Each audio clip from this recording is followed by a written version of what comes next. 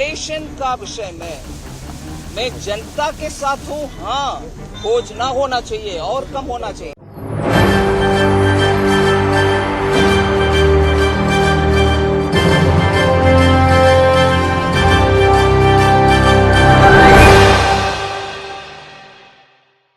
क्या देश की राष्ट्रपति द्रौपदी मुर्मू और मोदी सरकार के बीच में सब कुछ ठीक नहीं चल रहा है? और ये क्यों कहा जा रहा है कि अब सीधे तौर पर राष्ट्रपति के द्वारा एक बड़ा फैसला लिया जाना चाहिए? दरअसल हम क्या देख रहे हैं कि देश में बहुत सारे ऐसे मुद्दे हैं जिस पर चर्चा हो रही है।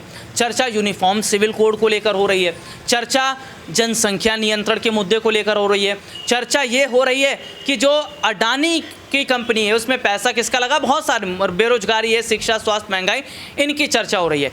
लेकिन हम क्या देख रहे हैं कि सरकार इन मुद्दों पर बात ही नहीं कर रही है, सरकार इन मुद्दों पर जवाब ही नहीं देना चाहती है। तो यही तो कहा जा रहा है कि भैया अगर सरकार इन मुद्दों पर जवाब नहीं देना चाहती है, सरकार इन मुद्दों पर बात नहीं करना चाह रही, तो इसके पीछे की कुछ तो वजह होगी।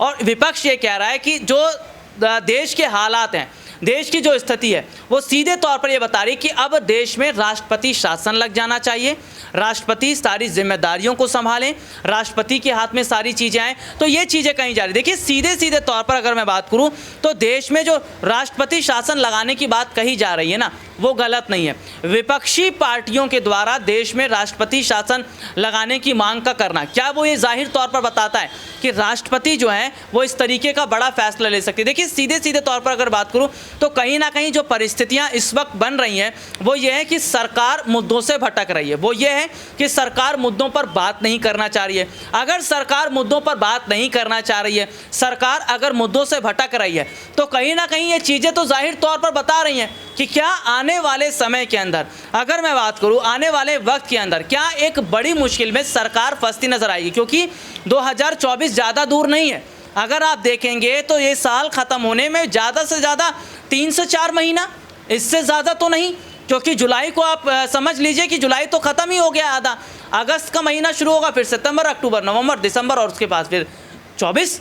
तो यही तो कहा जा रहा है कि 24 के चुनाव से पहले जनता जो जानना चाहती है, जो विपक्ष जानना चाहता है, वो सीधे तौर पर पता चले।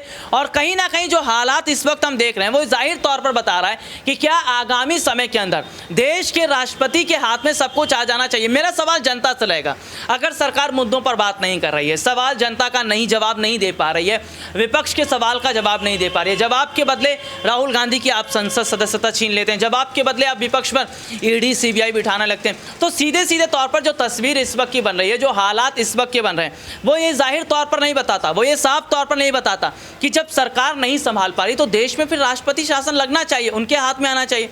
आप लोगों को क्या लगता है कमेंट करके ज़रूर बताएं। फिलहाल आज के लिए इतना ही, आपसे फिर दोबारा मुलाकात होगी, तब तक के लिए इजाज़त दीजिए, नमस्कार।